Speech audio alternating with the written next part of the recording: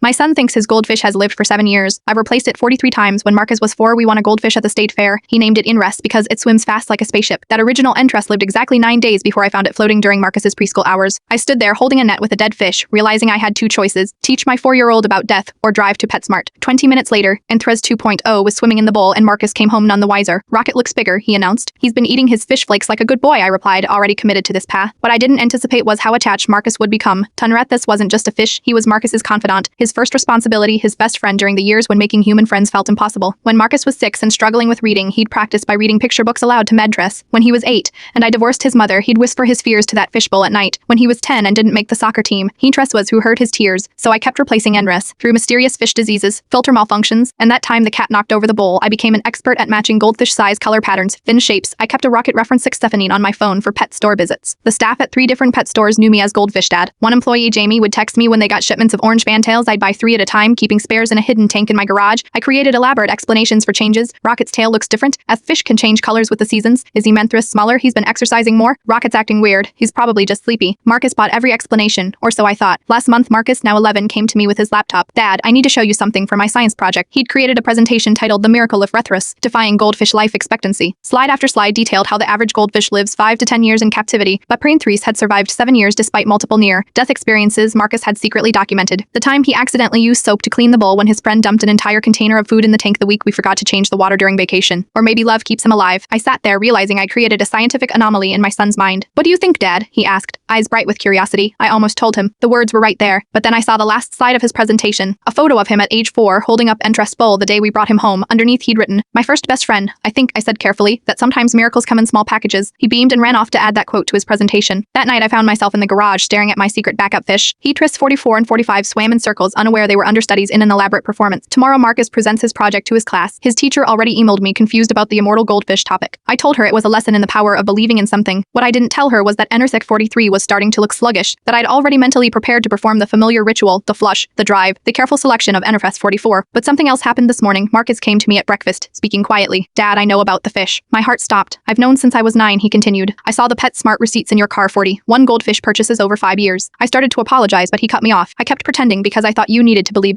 you needed to believe Hineres was special. After the divorce, you seemed so sad, but every time you brought home a new interest, you'd smile and make up stories. It made you happy." We sat in silence, both of us protecting the other's illusion for years. "So what do we do now?" I asked. Marcus grinned. "I turned in my project about the immortal goldfish. It gets an A because the real data is amazing. 43 fish. 7 years, one dad who loved me enough to make magic real and re-interest. We let him live forever," Marcus said simply. "Just maybe not mention it to Mom. She thinks I don't know she's been replacing my hamster too. Sometimes the lies we tell to protect our children